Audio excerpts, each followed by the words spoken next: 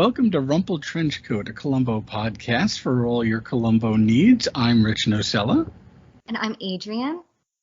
And this episode, we're going to talk about Etude in Black, 1972. This is the first episode of Season 2. And in addition to starring, of course, Peter Falk as Colombo, it has John Cassavetes as the maestro, Alex Benedict, Blythe Danner as his wealthy, mousy wife, Janice, and Jeanette Comer as Jennifer Wells, the seductress and victim, but the real victim is, of course, Chopin the cockatoo, who is completely minding his own business and got murdered along with Jennifer.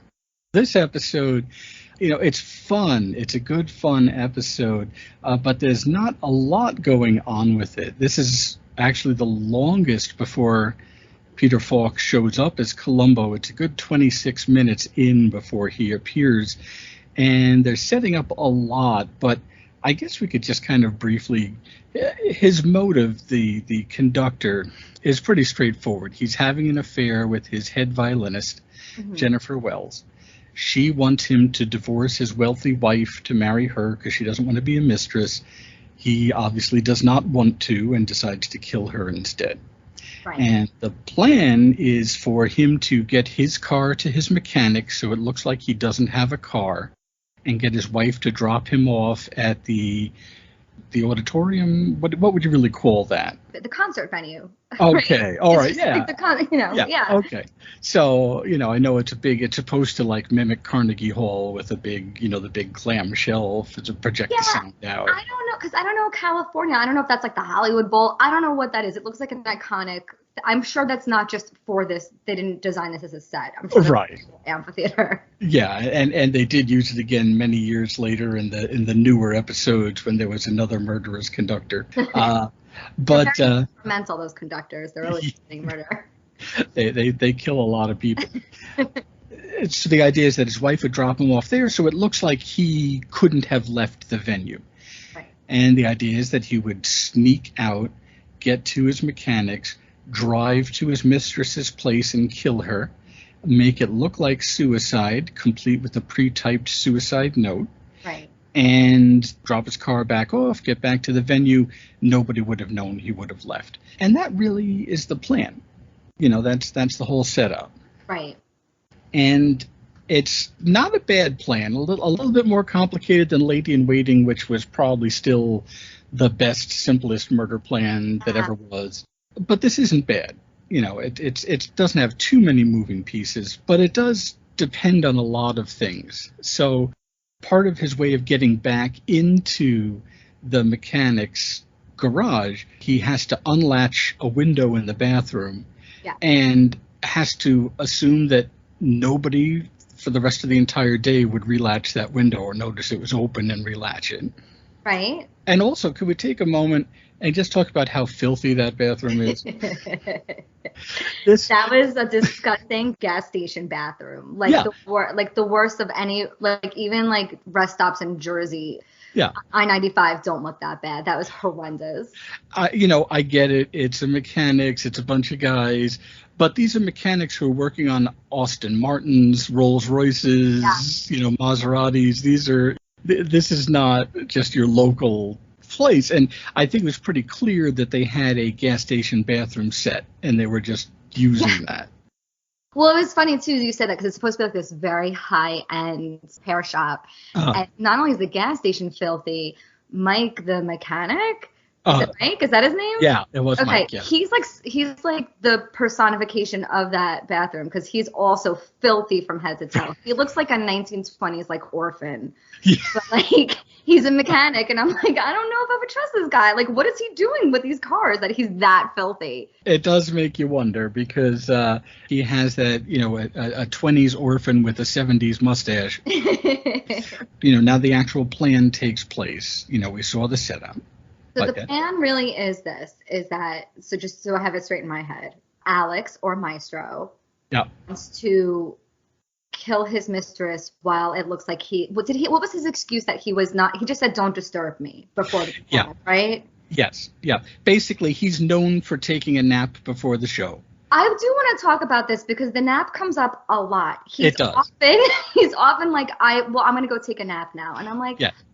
I would love to use this as an excuse to leave any conversation. Exactly. It's like, oh, you know what? I'd love to talk to you and argue with you about like the editing of this and the stage shots of everything, but I'm going to go take a nap. And then like he's talking to Colombo later and he's getting interrogated. He's like, well, I'm going to go take a nap.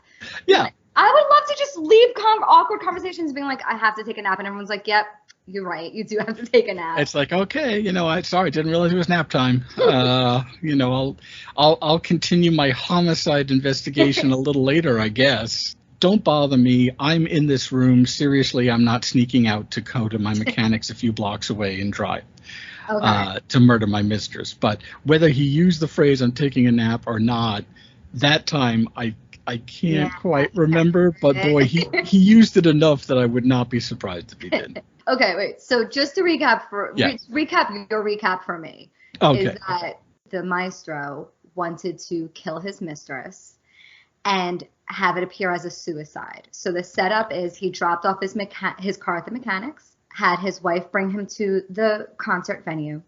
He said, "Don't disturb me." And in that time of being not disturbed, he snuck out back to the mechanics. That's where we are, right? That's exactly it. To retrieve his car. To get his car, because the mistress, I guess, lives just further enough away that he couldn't really run there and kill her and run back, but he could grab his car, drive there.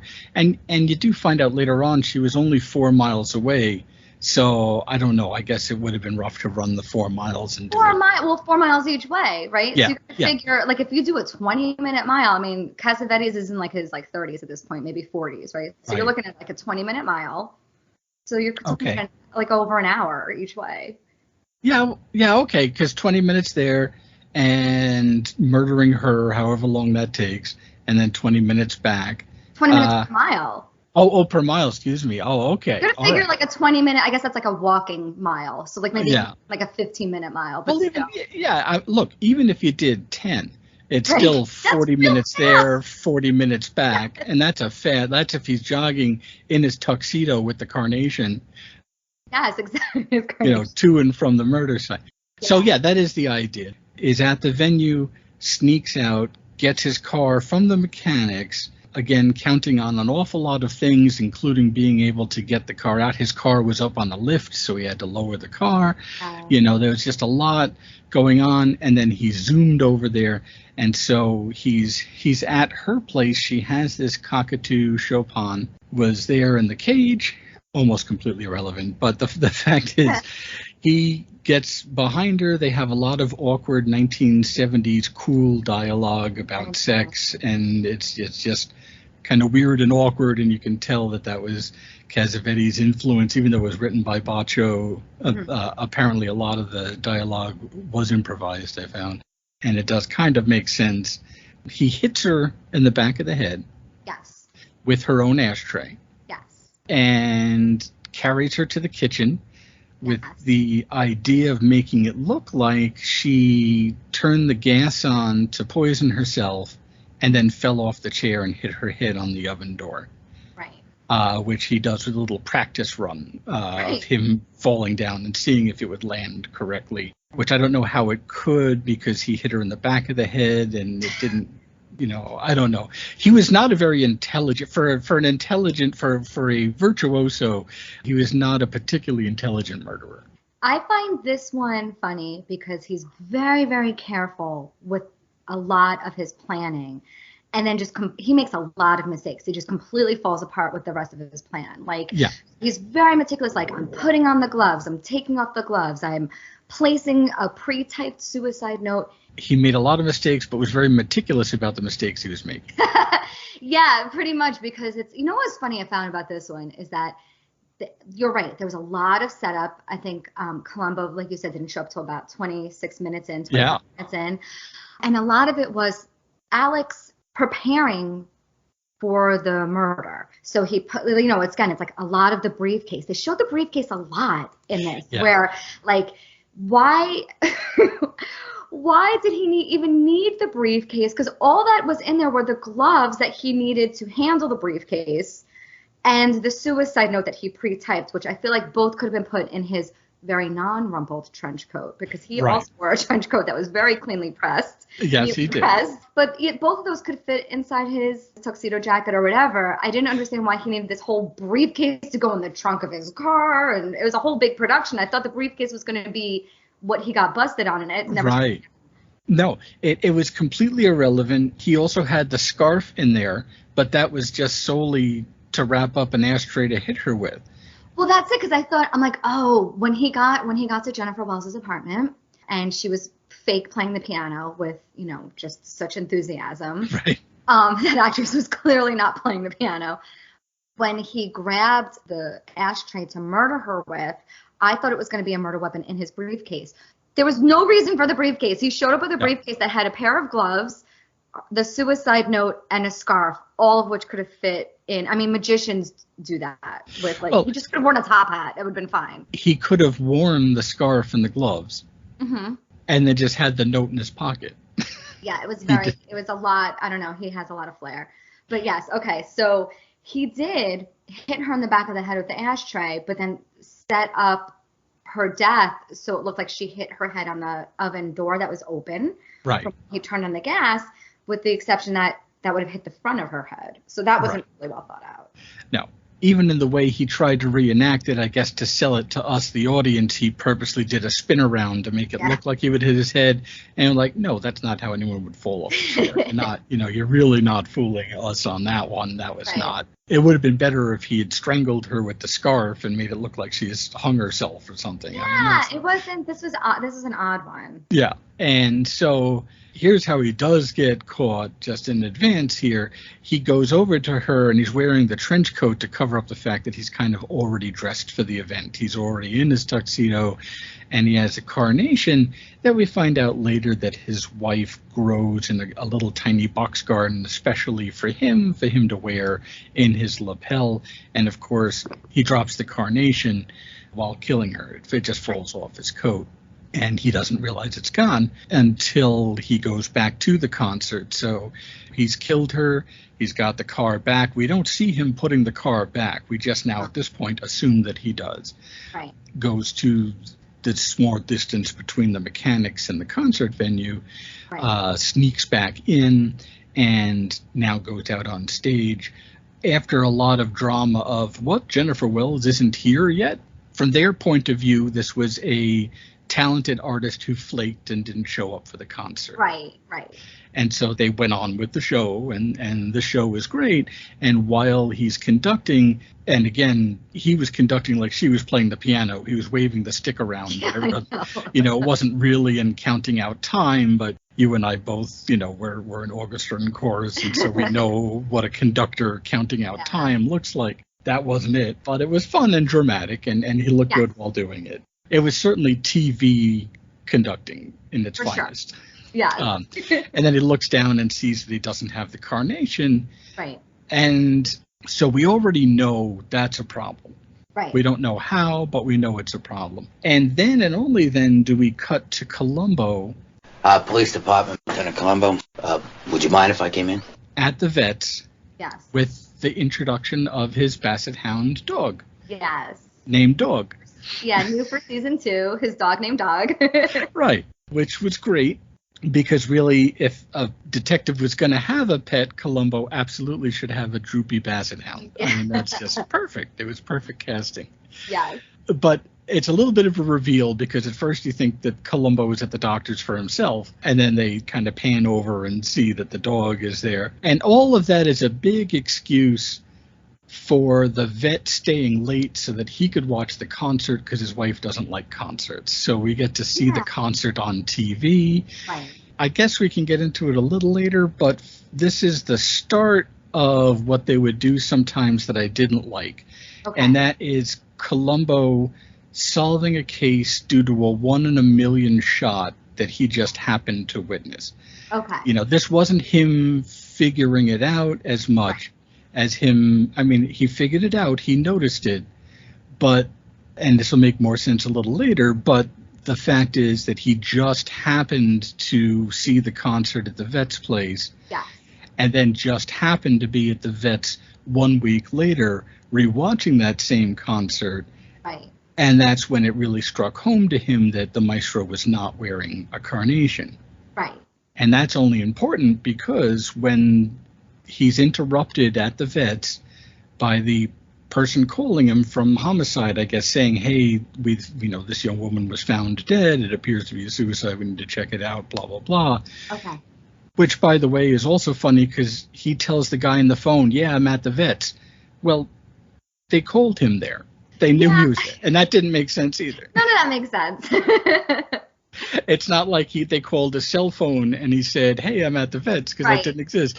They called, the doctor said, it's for you, like everyone does on Colombo, because everybody always knows where Colombo is. Yeah. And he said, no, I'm at the vet's. It's like, well, yeah, they called the vet's to get to you. It's like, I know you're at the vet's. You just answered it there. Yeah. I dialed that number. I dialed that number specifically to get you, and you answered the phone. So now Colombo's at the crime scene. Yes. He lifts the little blanket over the bird cage and acts as repulsed as though there was a 4-car pileup. It's just very funny. All that would have been was a dead bird at the bottom of the cage, which would have been sad, but it wouldn't have been. That was a level of revulsion that I wasn't expecting. And I guess before that, he's sitting down at a table with a guy who I don't even know if he was the coroner. He was the coroner. I think he was the medical examiner. He was. Okay. All right. Well, that would make sense at least.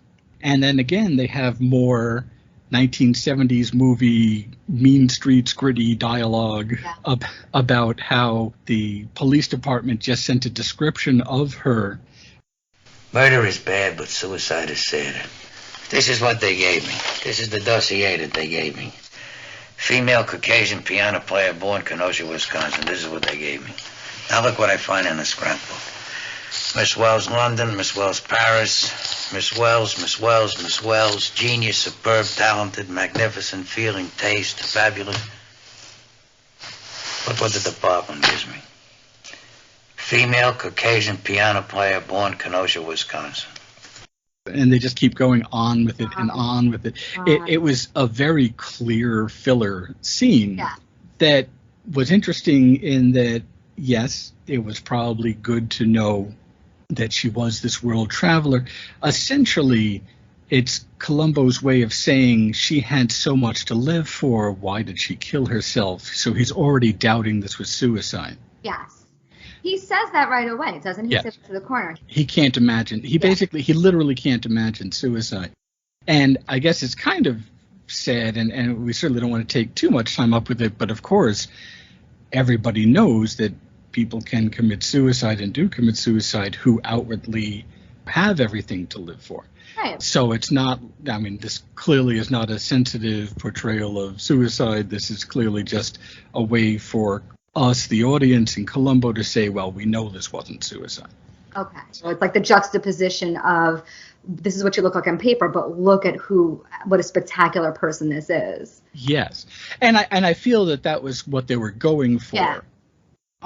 I guess they kind of achieved that part, but it just seemed like they were really using a sledgehammer to drive that one home. Well, it was clunky, and a lot of this episode is clunky because they do allow for so much improvisation. Yeah. And that's what, at first, because Cassavetes and Peter Falk are obviously very good friends. Or I shouldn't say obviously. We know that they're very good friends in real life. They've worked on a lot of projects together. And I kind of thought mistakenly that was all like method acting, because like all of the 60s and 70s, like the Paul and Marlon Brando was at Lee Strasberg, like method acting thing, but I was wrong. Right. Because it's not method acting at all, because method acting is when you actually you do so much research on your character, you actually become your character, and then at that point you're not even really acting, you just are that character, which is entirely different than what Cassavetes and Falk were practicing, which was sort of that cinema verite improvisation that was more, in their minds, more authentic than assuming this other persona. right? So this is more authentic because it's more reality based. But then you get awkward sentences like, "Oh, that's just sex, baby," or whatever they would say. You get these weird improvisations where it's like improv can be really, really, really great, and you can get such authenticity, but it's also like you get a lot of really awkward clunkiness. And I think that people stepping on each other's lines. There was a lot of that in this episode. And you're right. On the one hand, that can make it more real. Yes. On the other hand, that can make it more like, hey, did you want to do a second take on that maybe? It's a fine line. Did you mean to say that? That's a real thought you had in your real head. You just said out loud now for everybody. Exactly. So we are at the murder scene now. That was my own cinema verite. I just went all the exactly. It's like, maybe we should do another take on that. Yeah. So the maestro walks in the crime scene and is initially not let in, and they're like, oh, no, he's allowed in. He's her boss. I don't know, again, why. This whole scene is so funny. It is so true because it's like, oh, wait, let this very important band leader into this crime scene. It's not her parents or anything. It's her, he's a boss who she's definitely not having an affair with. Absolutely not having an affair with. Oh, yeah, the clarinet player's dead. Let Tommy Dorsey in. It does not make any sense. I don't know. That didn't make sense to me. That's okay. You know what? The people who watch Colombo while this is alive will get it. Okay. Well, so he, of course, comes in, and they did have that one classic. You see the carnation on the floor by the piano in his glasses, in his sunglasses. So there was that nice little throwback to Death Lent a Hand, where, again, you have the important scenes in the person's glasses, in Robert Phelps' glasses. Really clear to us, the audience, oops, he realized that carnation is his. It does not belong here. He should have had it. It's a problem. And he just picks it up and puts it on. Yeah. And, of course, that's when Columbo, who was kind of nondescript, just turns around. He's grinning ear to ear. It's like, I know we got to talk about when we know, but he clearly knew the second he walked in the crime scene and put a carnation in his lapel. When he picked up a piece of evidence and put it on the person, he's like, wait a minute. It's like, I mean, I'm no Columbo, but I am Columbo. He doesn't take a Columbo to know what this is about. It doesn't take a me to figure this one out. Yeah. And then, there really wasn't much else to say about that scene. I didn't know if you had anything more. It was really just kind of an interrogation of Columbo trying to find out if the conductor knew her better than she said he did. And well, I guess the only other part of that scene was that Paul, the trumpet player, barged in. Is that, and that's Jennifer's other lover. Right. And he's all broken up. And that guy, I don't know if he just was sweating profusely this entire episode, the actor that plays Paul. He was like he reminded me like a little bit of Ed Harris, like that type of look. And he was just drenched in sweat the entire time and shouting the entire time. So somebody really wrote the temperamental artist across the board for everyone. Because everyone who's a musician is just shouting the entire episode, except for Jennifer. Right. And he shows up and he's so distraught and he's so upset and he's shouting, and they weren't going to let him in. Right. But then the maestro's like, no, go ahead. He's okay. He's with me. Which again, why is he calling the shots? Yeah. Why is he okay? And so the maestro or Alex or Cassavetes, whatever, says, come on in, only to immediately tell him to leave. But what the audience got from that was that Paul, who is Jennifer's other lover, just really says that she would never have killed herself. And that's really all Columbo needed to hear. Yeah, he needed to hear one other person say what he had already prejudged, which is that she wouldn't have killed herself. And now here's this other guy saying she couldn't have killed herself. I would have killed her before she would have killed herself. Basically. Right. This woman who I was blindly obsessed with to the point of being almost dangerous would never have killed herself. No. So you're right. That was basically the scene there. And it kind of ends and fizzles a little bit.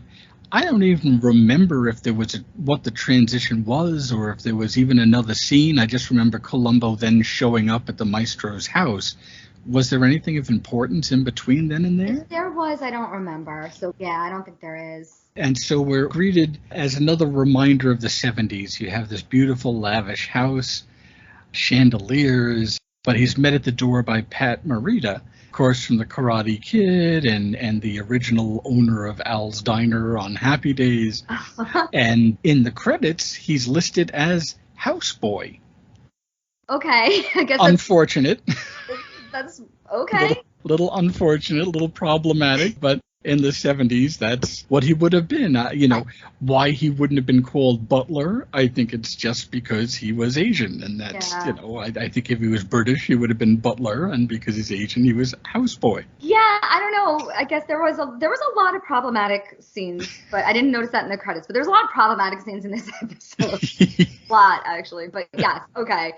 I think we'll just acknowledge and move on that things have thankfully gotten better since then. Oh, and this is the second time that Colombo's held his badge, and you can just barely make out that his first name is Frank. That's so cool. I didn't see that. Yeah, it's the same badge he showed. So one of the other reasons why I do not like Dead Weight is that was the first episode where you see a real close-up on his badge, and it was like a Three Stooges close-up, where it was held for an absurdly long period of time, and you see Frank Colombo. So as much as I would love to pretend that we don't know what his first name is, or we never know, in addition to being a horribly dull episode, it also established that his name was actually Frank. And I know that was out of respect for a family member that he loved, so he named him Frank after that, so I can't get too upset over that. Okay. This was another whole scene of contradictions. He's in the foyer with the maestro.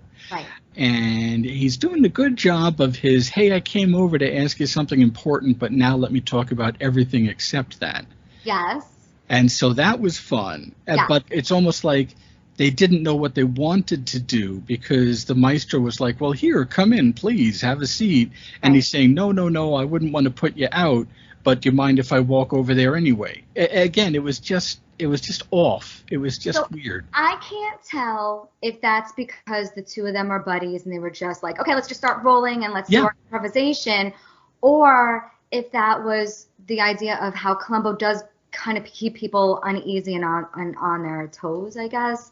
Yeah. Where it is like, I'm going to say one thing, but actually I'm really doing this, but really, I'm doing this, and I know I'm doing this. I couldn't. There's a little of that there, too, I think. Yeah, because he does do that. He says, look, I was in the neighborhood, and then he immediately, when I say he, I'm sorry, Colombo shows up to Alex's house, which is really Janice's house. Right. And let's be real for a minute, which is really Myrna Loy's house. I forgot the name of the mother. I think she's just to his mother. And says, I was just in the neighborhood. And then he immediately confesses, actually, I wasn't just in the neighborhood. I came specifically to ask you a question. And then he doesn't really ask him a question. No. And then he goes into the whole, oh, look at this. Was that 12-foot ceilings, blah, blah, blah. He lists all the dimensions of the house and everything. He's describing a room that we can't see. He's kind of looking at us, so it's like we're sitting in that living room while he's describing it. Just this grandiose, huge, beautiful L.A. mansion. Yes, which he then figures out by asking Maestro what taxes he pays on it. He figures out almost exactly what the house actually cost, which again was kind of a neat trick. We also find out Colombo's salary was $11,000 a year. And I looked it up. Yes, of course. I didn't even bother to look it up because I knew you didn't, right? Yeah, I looked it up. Okay, well, all right. So $18,000 in taxes on that house then is $88,000 in taxes today. Okay. That's taxes on the house. However, that's basically equivalent to Colombo's salary. So he was making $11,000 then. Today, that's about $78,000. Yeah, that was more money than I thought. That's what I thought too. But it is kind of in line, I think, with what police officers make. Well, I would agree. It's just that we've often heard, like again in Death Lends a Hand, Robert Culp is offering him a salary that's significantly higher than what he gets. Right. So now that I guess if 11,000 is what Colombo makes, and he found out that some of those other agents working for Culp make 30 or 40,000, then we're talking about like what, $250,000 practically. Yeah, double it. Yeah, about that, a little bit more. Yeah. So anyway, I guess getting back to this episode, but that is interesting that 11,000 sounds so low. Right. But still, 78,000. What's that? We said 78,000. 78,000. I did it twice because I'm like, that sounds higher than I thought it was going to be. But it is. I did it twice. Yeah, because this episode was 72, right? 1972. Yes, this was 72. Yeah, $78,000 in today's money. And the house itself, of course, was 750,000. That's what he had estimated. Yeah, that I didn't look up. I just looked up the taxes. The taxes on it. The taxes alone were 88,000. Yeah, no. So we're talking about. I mean, obviously, we're talking about a couple of $1 million home if you paid 750 for it. But of course, as you said, he didn't pay 750,000 for that house. He married into this. He married. The question ultimately was getting Alex to sign something for his wife to get an autograph. But then my whole thing is, but that was never picked up again. I thought maybe he was going to have him sign something, and maybe I missed something with when Alex set up the suicide note. He typed the suicide note. Right. So there was no reason to get that signature other than show up and mess with Alex. Yeah, it wasn't like he was trying to see if he was right-handed or left-handed. No. It wasn't trying to get a handwriting analysis or sample to compare to something else. There was no need for that. That was just odd. I guess nowadays, if it were filmed now, it would just end with him getting a selfie.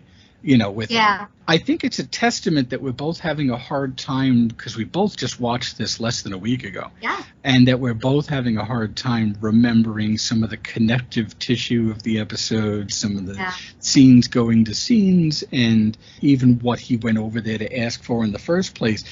Did he really want the maestro to think that he was going to drive all the way to the maestro's house for an autograph? I mean, he had to know that the maestro had to know that wasn't the case, but he didn't even drop a Colombo bomb. Nothing. He if he had gone over there, dropped a little Colombo bomb, if it was me, I would have taken a plane. If he did anything like that, then said, hey, can I get your autograph? And to leave, the maestro thinking, oh boy, I think he's on to me. Right. He really essentially showed up, talked about how much the guy's house cost, and got an autograph and left. And that was it. That was the scene. Yeah.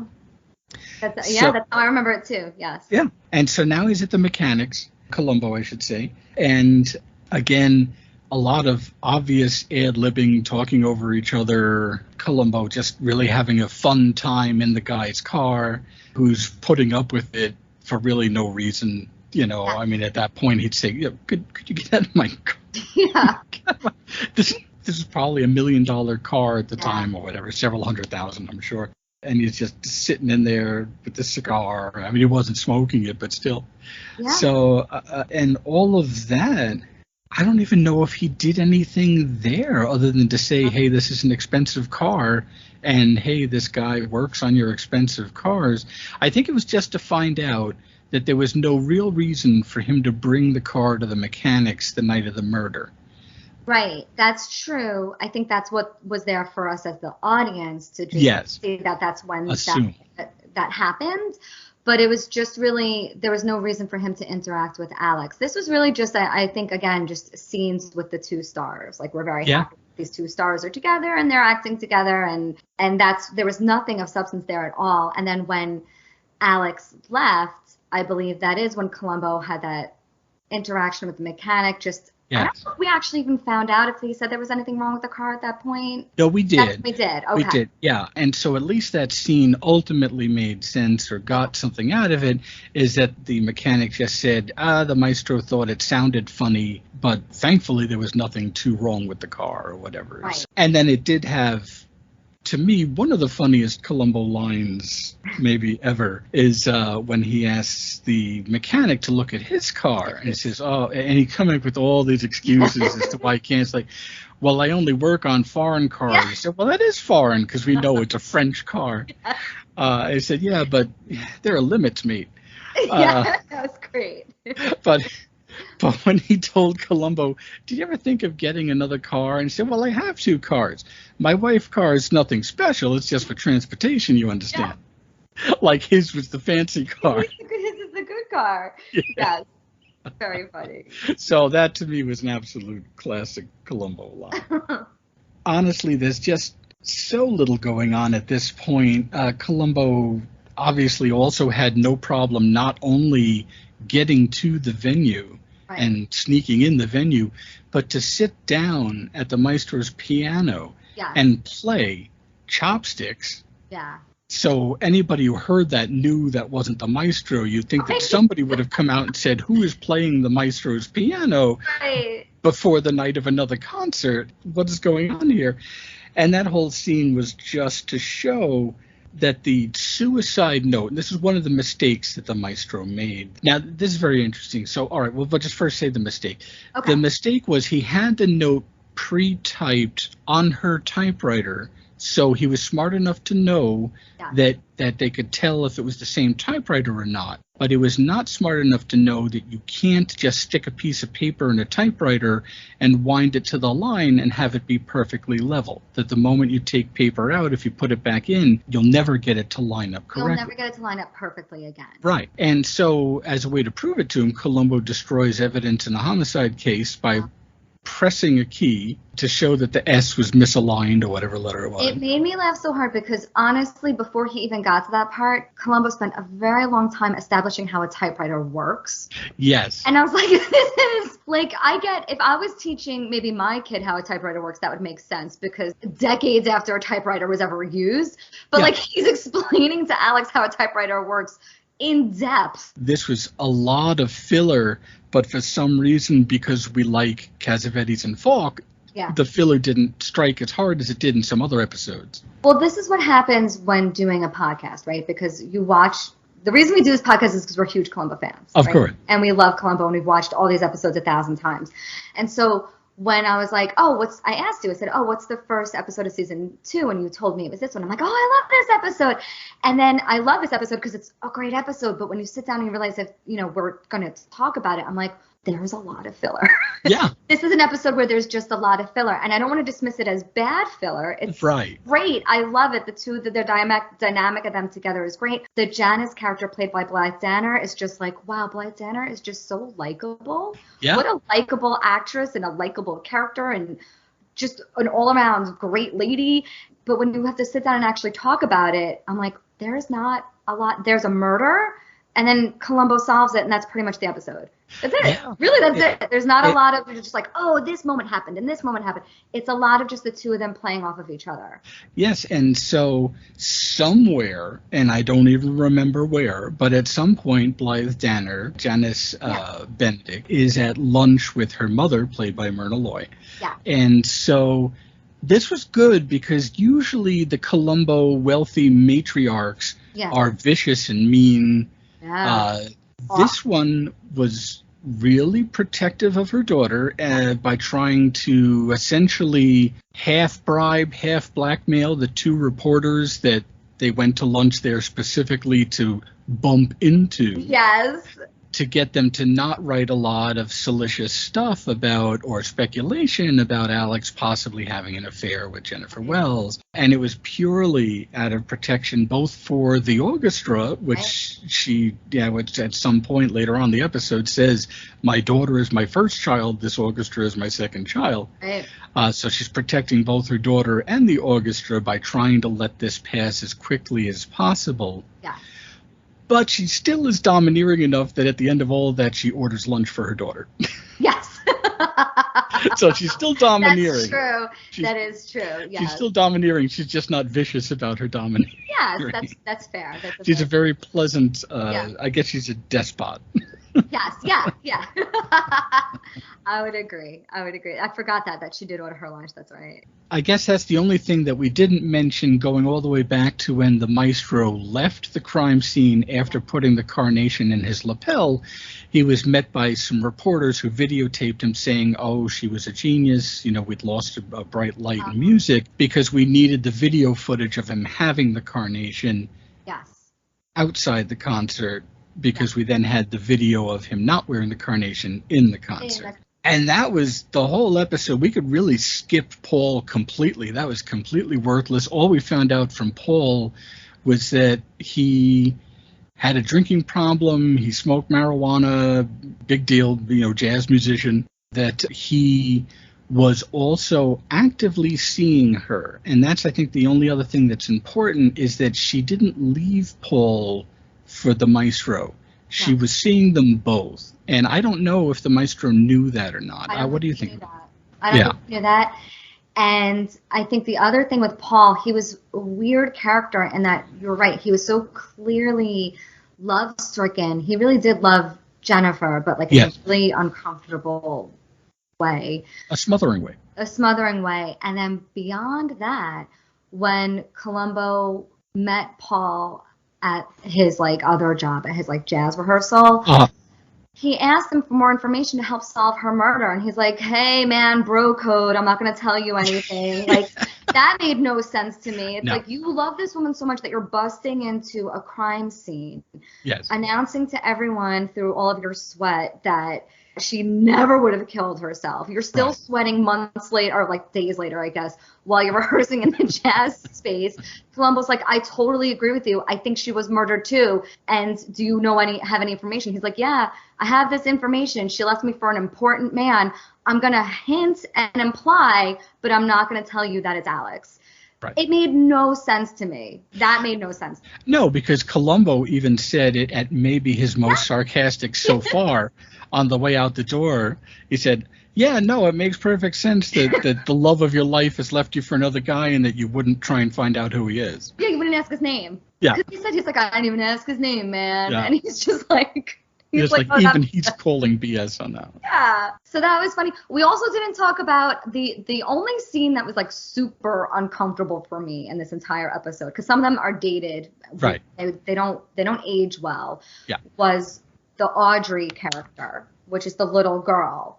Oh, I did want to do did want to do a whole segment on that. You're right, because it was a nice tense moment. The maestro left the murder scene. As he's walking out of the house, we see the little girl playing with a dog. Yeah. And it was funny because the sound effect of the dog did not match the dog they had. They had this adorable little fluff ball, and it was like the German shepherds from the psychiatrist episode. It just was. Well, it was like Cujo. Yeah. It's like the sound clip from Cujo, and she's playing with this like little fluff ball. Yeah. And this is true of not only most episodes of Colombo, but a lot of shows from the 70s, is the little girl, and it's almost always a little girl, not necessarily a little boy, but a little girl who is depicted as a decade or 2 decades more world-weary. It's so weird, because it's like she looks maybe... I guess if you're going to push it, 12 to 13, if you're pushing it. Oh, that's pushing it. I would have said 9 like to 10. Yeah, 9 or 11. Okay, so that's what I thought too. And they make her out to be like, I don't even want to say, it's exactly as you said. I mean, look, she's the true sociopath of this entire episode, quite frankly, Audrey. She is. Because she's like playing with a dog. She's like trying to seduce, not really seduce, but she's like flirting, like playing with her own like almost burgeoning sexuality when Columbo goes to her dance class to interrogate her. Yes. That was a weird scene. He shows up to a child's dance class. Yeah. To ask her questions, not in front of her parents. Right. And the dance instructor just waves him in. He's like, oh, yeah, come on in. This is a middle-aged man. I don't know if he's a cop. Also, if he's a cop, why are you coming in? Right, and so he waves him into the class. She answering his questions, and she's very, like, flirtatious and, like... It's weird. It was weird. It was very ugly, I thought. It's an angel. You're right. Well, I don't think it was an issue of aging, because I remember seeing this episode and thinking, this is weird. Yeah, okay. Honestly, she was just like a sociopath. It's like her best friend neighbor who was tutoring her on boys and how to like use her feminine wiles to manipulate men. That's the relationship they had. Also, she took care of her bird. That was the relationship she had with her neighbor. And she's just like, yeah, it stinks. She's dead. Anyway, do you like my mind or my body? It was just, she was such an odd character to write. I feel like I'm going to have to include some clips of people don't think we're nuts. I know, yes, you know. Do. I gotta tell you something. I'm very impressed with you. Oh, really? Is it my body or my mind? Well, it's both, really.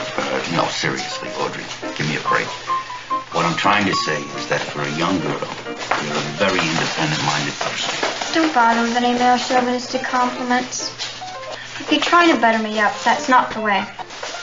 Did you spend a lot of time in Jennifer's apartment? Sure.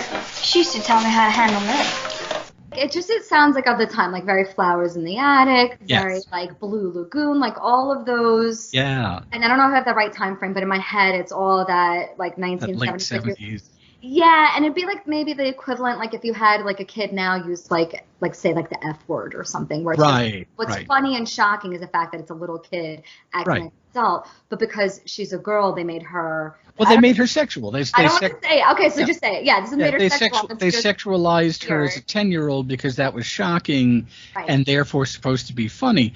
Right. In the 80s, they went the other route and they had like, the 90-year-old using the F word and Yes. cursing and talking about having sex. And, that was And the in the opposite. 90s, right, and in the 90s, they parodied all of it and Yes. had like them breakdancing, which was the best. Yes. Yeah.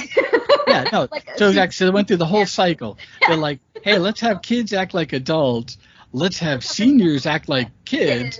Let's now make fun of that because that was horrible objectively. Yes. Yes. So now we're gonna have them skateboarding and breakdancing. Exactly. Yeah, I loved it. That was the good. That was the only good segment. Yeah. Yes. So we're off from the girl. Paul, again, really not much to say with him.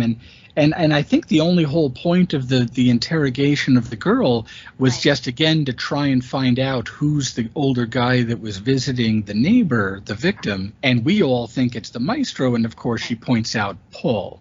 The maestro, I think it says the maestro. Yes. Because what happens is, once again, Colombo interacts with another useless security guard who just Yes. allows him to interrupt a recording session. Yes. By the way, for a Hitler movie. I don't know what was going on in this episode. They were scoring a World War II movie? Yes, Is they that were what it scoring was? a World War II documentary, and again, it was meant to be shocking, like avant-garde, like, Yeah. oh, here we're supplying the music behind a World War II, and showing clips of Adolf Hitler and marching, and the music under no circumstances even remotely met with what was on the screen. That was No. clearly bizarre. It went as well as Beethoven playing in the background of all those horrible scenes in The Clockwork Orange. It just had Yeah, no basis on it at all. Yeah.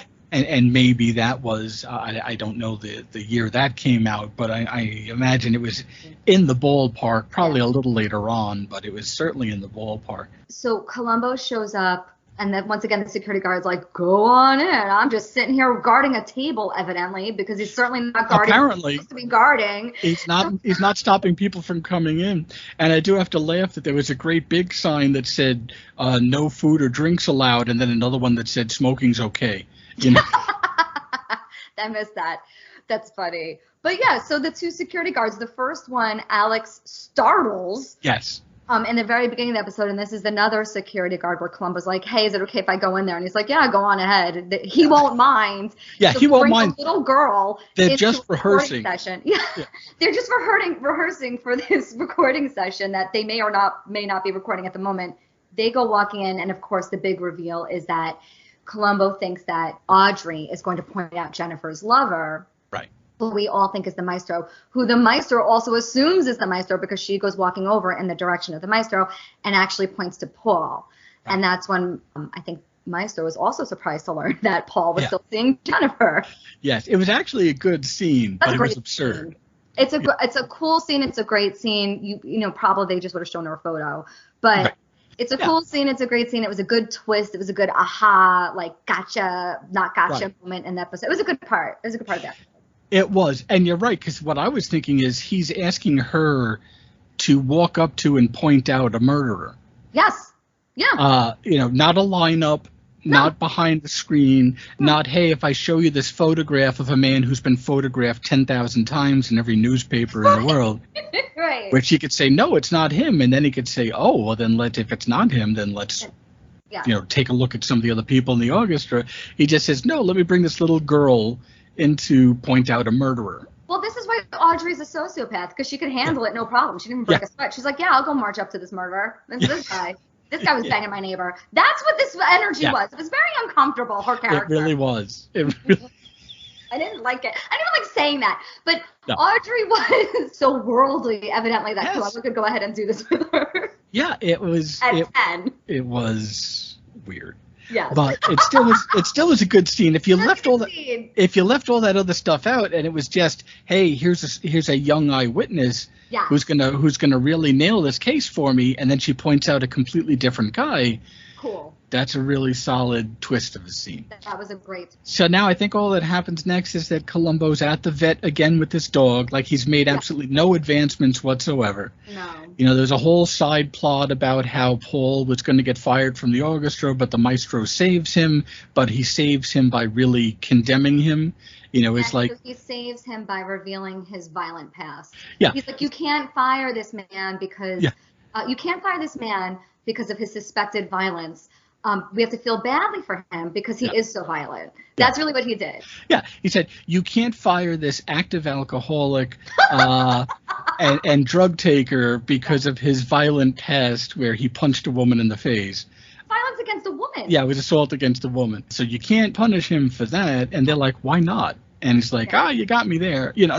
But also, that actually, we could talk about the boardroom scene because it was hilarious to me. Because the boardroom scene was 2 men, 2 women, and then Mother. Right. Which is, I'm just going to call her Myrna Loy because I don't know if I don't know if they said her name. They must have said her name. I don't know if they did, but she's listed in the credits, but I forgot the name. Okay. But yeah, she was just always Mother. She was Mother. Okay, so Mother's like, you know, overseeing everything, and the men are like, boys rule, we got to keep him on, and the women are like, girl, boys stink, let's get rid of him. Surely there's another terrible man who could replace him. And it's just like back and forth, and then Alex shows up and says, listen, let me defend this fine young suspected murderer by telling you how he assaulted a woman. Yes. So we have to be lenient. He's come a long way. Yeah. He's advanced from assaulting a woman to potentially murdering a woman.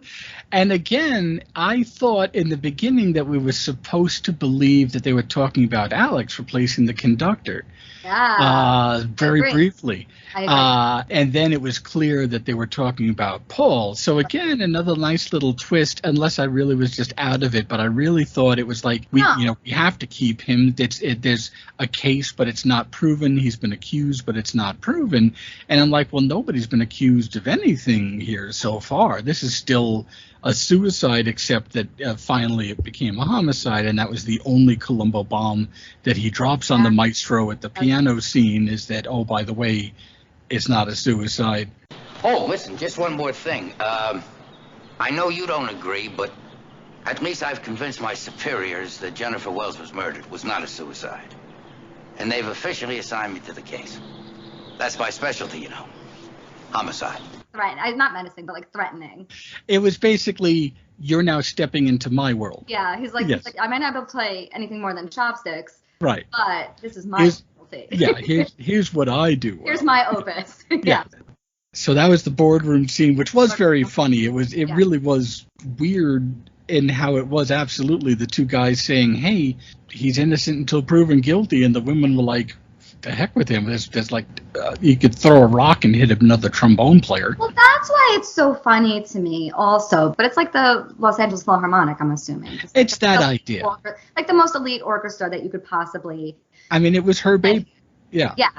And so the idea that she's going to bribe reporters to not hint at a potential scandalous affair, but they're even entertaining keeping somebody on the payroll and allowing him to actively play when he's being called out for murder is hilarious.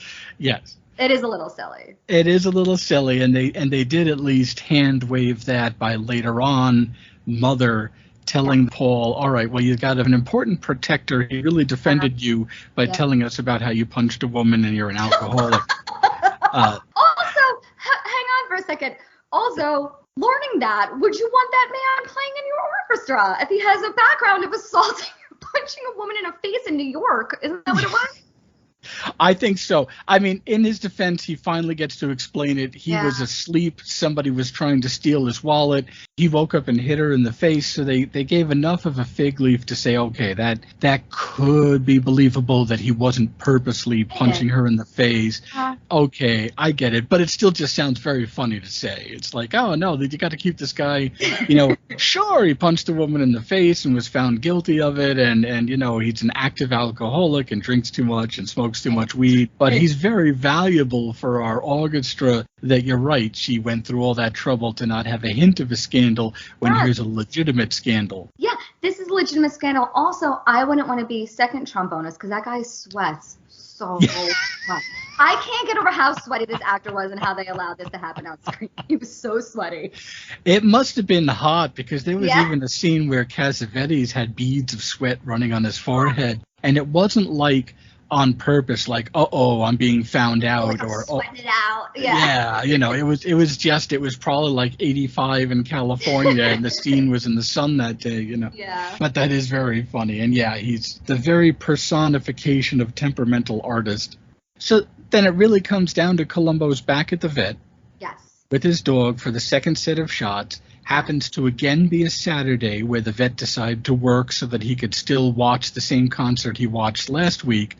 I mean, that vet's wife must be just a misery that she can't let the guy watch a concert. She can't go out for a day. I mean, she can't go out for an early evening, maybe have, play gin rummy with her friends or something. Gin rummy, yeah. Bridge, gin. She can't let this guy watch a classical concert once in a while. He has to work to watch it. He has to stay late at work on a Saturday so that he could watch a concert for maybe an hour and a half, 2 hours tops. The guy's a hardworking man. I mean, try a show once in a while. You go about and be on one of your stupid committees for the Opera Society. Oh yeah, exactly. So he's there, and that's when Columbo notices the carnation is not there on the maestro, because now he's paying attention to the concert. Yeah. And basically he finds out that the concert was taped and then replayed again. Yeah. Because the idea of that was foreign to him. Because to be fair, I guess in the 70s, a lot of shows were just shown once and gone forever. So he goes to the studio. He's got the TV set up. He's got the screen, a good old-fashioned movie screen, and then the bank of televisions. And he's got the conductor, the maestro, and his wife, both of which have been completely fed up with him by this point. They both had it with him. Columbo did find out earlier from a talk with the mother that if anyone who hurt her daughter or the orchestra would be cut out of their life. Yeah. And he said, even the maestro? And she said, especially the maestro. So we really solidified the motive. He knows that if he screws up, he's gone. And all of that $750,000 houses and 12-foot living rooms, they're gone. Right. And so he has the wife and the maestro sitting down watching the screens, and he shows the clip of the concert and how there's no carnation on his lapel. And then he's going to play a film of the news. And that's why it was important to mention the news. And that was the funny Columbo moment. Frank, would you turn out the lights?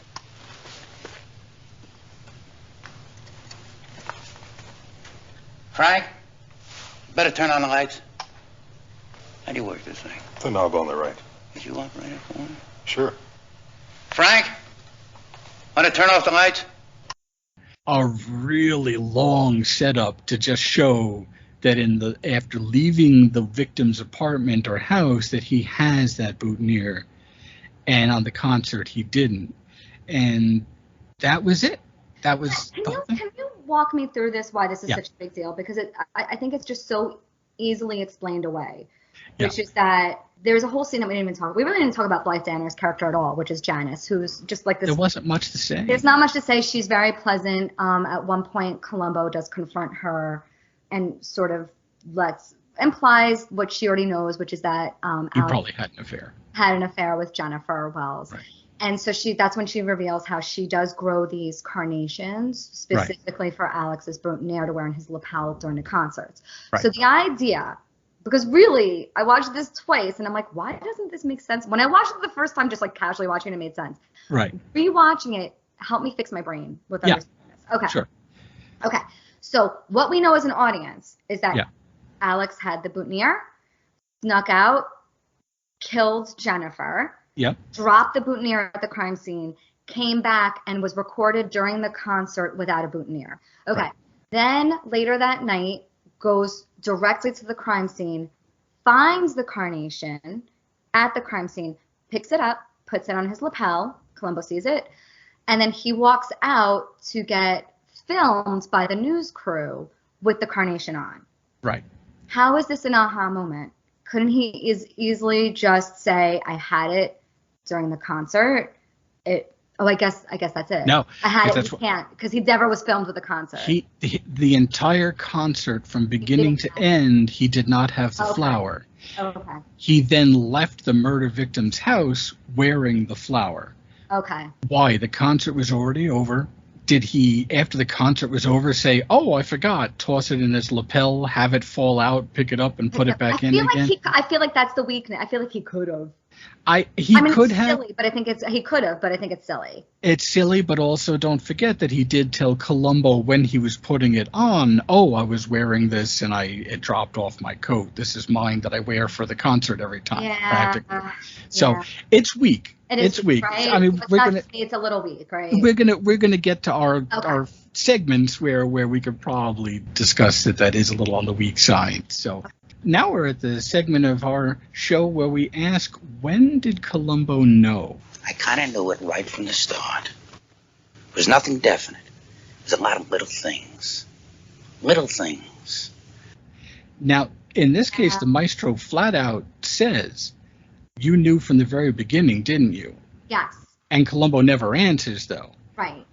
My feeling is he did the moment he saw him pick up evidence from a crime scene and put it on his lapel. Yeah. Because then, I'd fallen back in this argument before, but it's like, if not then when? That was going to be my question. It wasn't such a huge, there's certain episodes where it's very clear that this is when he knew, or maybe he was unsure, but like, I can't think of one now. But there's a lot, I remember a lot of those. But this was sort of just like he noticed it, we noticed him noticing it. And without that conversation at the end of the episode, like you said, that's when they solidified, yes, that's when he knew. But also, if not then, when else would he know? Why is he just honing in on this? He didn't know he was having an affair with her at that point. He didn't really know much of anything. I guess an argument could be made once he figured out that there was an important man from Paul, right? That Jen was having an affair with an important man. He could have said, oh, then this guy probably did it. Because remember, most of the episode, Colombo couldn't figure out a motive for. Right.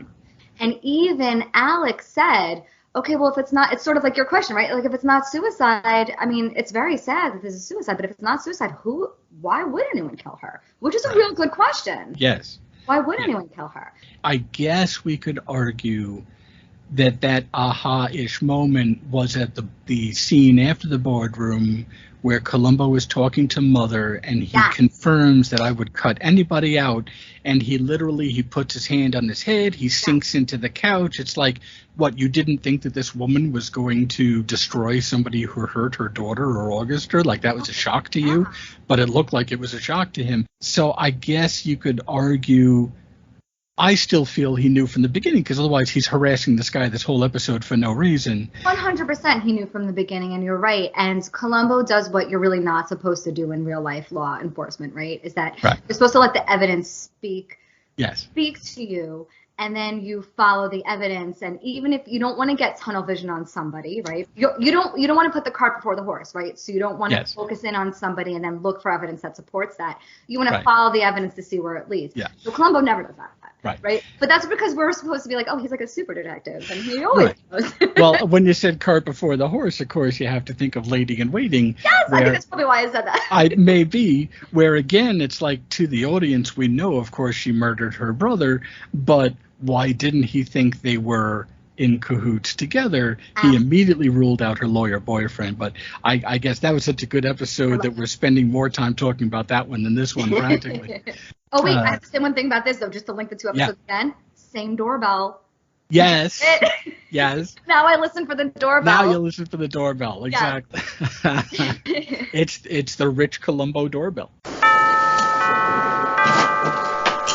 Well, so I think we can agree that he knew right away. Yeah. Maybe if we want to say that he confirmed it for himself when he confirmed that nobody was safe from the wrath of Mother if they hurt her daughter. But now is the time where we rate the murderer on a sympathy meter from a scale of Ruth Gordon, our most sympathetic killer, to Dick Van Dyke, our most vicious killer.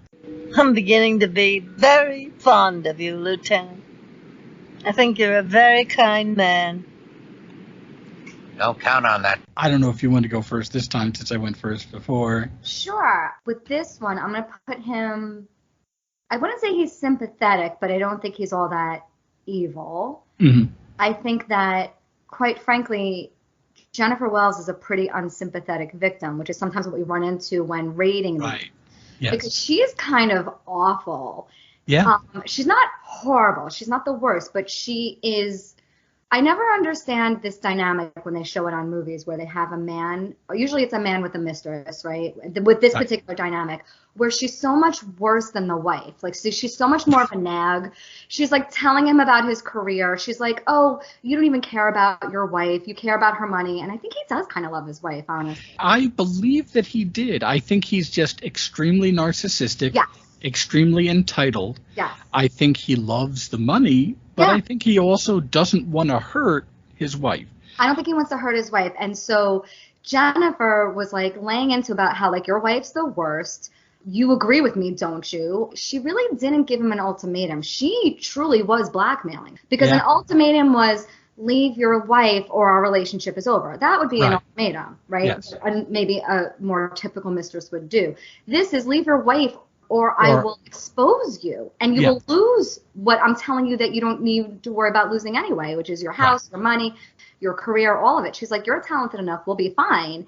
Yeah. And that's really blackmail. She really was blackmailing him. Well, once again, a Colombo blackmailer gets murdered. But or extortion. I don't know which you would really call it. I think blackmail, it probably is more appropriate in this case. Really, once he entered that relationship with her, he didn't know it, but his marriage was over. Right, and this is what I mean. So she's a nag of a mistress. She's bossy. She's sleeping with other men while sleeping with him, which I don't feel bad for him because this is all nice. No. She's corrupting a child next door, Audrey, and being like, this is the ways of the world, lady. And you could sleep with as many men as you want and advance your career. Meanwhile, she's talented. She didn't have to do any of that. Yeah, exactly. So I don't find her, I don't hate her, but like if you really sit around and think about it, it's like she's kind of not great. No. I don't find Alex sympathetic at all, but I also don't find him loathsome. So I'm going to put him maybe leaning around like right in the middle, maybe leaning a little more sympathetic than not, but maybe smack dab in the middle. I think is fair for me. I actually put him smack dab in the middle. Okay. I actually did. Okay. For similar reasons, I didn't pick up on what you did. That was some good insight on the victim because it was kind of amazing. She only had like 4 minutes where she was alive and talking, and yet you did get all of that out of her character. I feel this is completely self-inflicted again. All he had to do was not cheat on his wife, and he chose to do that. So he's not sympathetic. I think that he probably would not have killed Jennifer Wells if she just said, hey, leave your wife and it's over. Right. I think he would have said, well, I'm sorry, you're a wonderful, talented pianist, but it's over, and I'm not leaving my wife. Right. And she again gave him, in his point of view, no choice. Now, of course, he had a choice. He could man up. He made a decision to step outside his marriage. He's already hurting his wife, and he already apparently promised not to. That was obviously a conversation he had with Janice, was that she made him promise to never do it again, and he went ahead and did it again. So completely self-inflicted, completely entitled, completely narcissistic. He just feels that these things are due him because he's a brilliant conductor. But again, I don't think it was anywhere near the level of viciousness of Dick Van Dyke. I didn't hate him, but I didn't feel sorry for him. And I just kind of, I think he just kind of plops right in the middle there on that. Okay. I agree with all those reasons too. Yeah, absolutely. So now we get to will it hold up? Tell me, Doctor. How do you catch a man like that? You don't? You're probably right. And that's the part that we kind of already touched on a bit. The big gotcha was the carnation. It certainly was enough for his wife to look at him like, how could you? And for him to just stand up. And I thought he was going to hand Colombo the baton. That was the only thing that they didn't do that they do in a lot of other episodes, where Ricardo Montalban hands him the cape and the sword. And, a lot of these, Roddy McDowell puts the science key around his neck, so I thought he was going to hand him the baton. I forgot he didn't do that. But he certainly collapsed. Like, he realized, okay, I was caught in this really pretty blatant lie. And I think it was important that carnation was only grown specifically by his wife. Yeah. So it couldn't be like, oh, I just had another carnation backstage or whatever. I don't know. I feel like it holds up as long as his confession stands. Right. I feel like it could probably, I don't know that would be enough to convince a jury. I don't know about that. I think it's what you said. I think if the confession stands, then the confession stands, and that's it. Yeah. I think that the carnation alone wouldn't hold up in court at all. I think it's, again, why I was confused and very easily explainable in terms of like, oh, I forgot to play. It's my good luck charm. I forgot to put it on during my concert. I put it on after the concert, walked to her house, dropped it there, picked it up and put it on. It's a very easy thing to explain away. But he did confess. I'm sorry to interrupt, but something did just occur to me. Oh. The second he got back off stage, they said Jennifer Wells was found dead. Yeah. So now you'd have to explain why he would then put his flower on before going to the crime scene. That did occur to me just now. That's true. It's unlikely. That would be a weird thing to do. It's a weird thing to do, but, it's, again, the same defense I had for, again, Lady in Waiting. We're going to bring it up again, where she, didn't grab the paper but did grab the briefcase. Right. It's like, you do weird things. Like, it's out of habit and automatic. I think if we're going to translate it to the real world, I'm going to say no, that part of it wouldn't hold up in court. Right. But he did confess to a room full of people that he's clearly not coerced to do. That's true. So I think that would hold up. I think this confession would hold up in court. Yeah. I think it would be difficult for him to fight this because when you tell a homicide detective you knew right away from the very beginning, didn't you, in a room full of people, that's going to be really hard to fight. So, all right, I think we can agree that the situation would hold up. Yes. Not necessarily what got him. Yes. Agreed. All right. So this has been, as usual, a pleasure. It's been a lot of fun. This is a really good episode, but I have one more thing though. What's that? Okay. So I had one more things for this episode. One thing I was going to talk about was a character we barely talked about, which was William, who was sort of Alex's, was he the assistant director or the production manager of the crew or what? I got the impression that he wasn't on the music end, that he was on the production end. Okay, so that actor looked very familiar to me. So I looked him up, and he acted a lot, but he was like this nationally decorated war hero. He has a Purple Heart. Oh, yeah, wow. So I was going to do a whole thing on him, but I was like, well, but the guy was barely in the episode, so I wasn't going to. And then I noticed that Blythe Danner, who is Gwyneth Paltrow's mother. Okay, yeah. Right, had sort of baggy clothes on for this episode when people dressed a little more form-fitting than that. And I'm like, Gwyneth Paltrow was born in 1972. Maybe she was pregnant with Gwyneth Paltrow when she was filming this. So basically, so maybe Gwyneth Paltrow guest starred in this. Yes, right? So I was like, maybe this is it. And then I was like, I have nothing to substantiate this. So I'm not going to talk about that either. That's just pure speculation on my part. But it could be.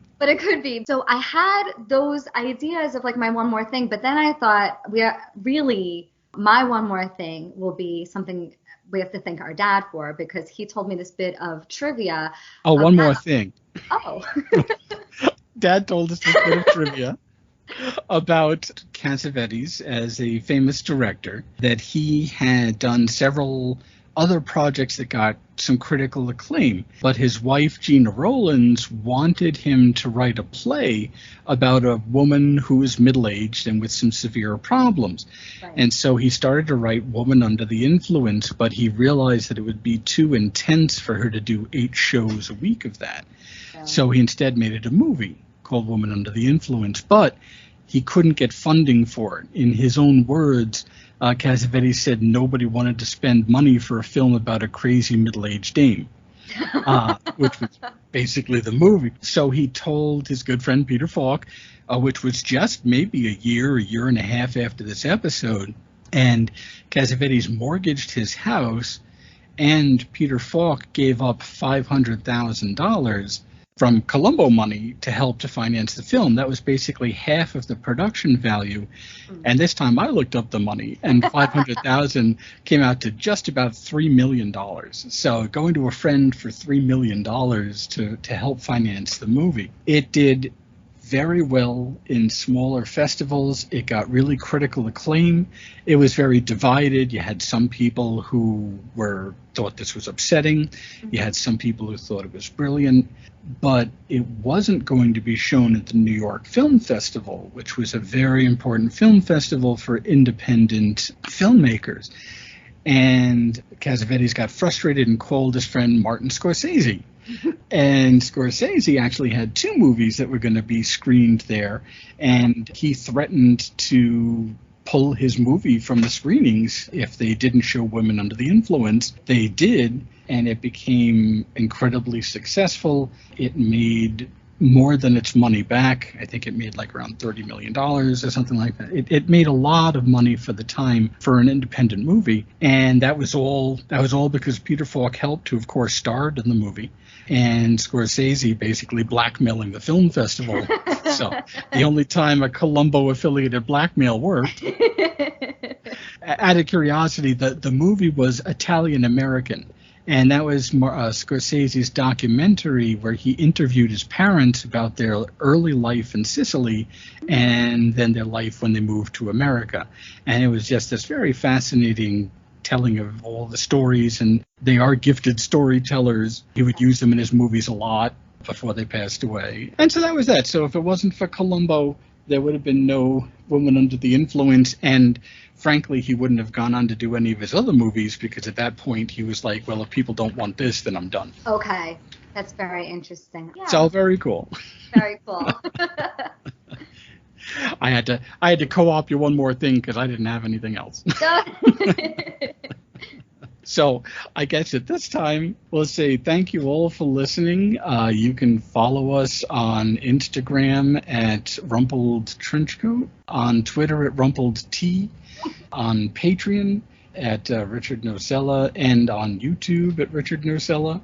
And I guess the only thing left to say is till next time, Rumpled is as Trenchcoat does. You know what? I don't mind that one. That one I really don't mind. Like I'm okay with that one. Well, now I feel bad about it. I've got to come up with worse ones. Thanks for listening, everybody, and see you next time.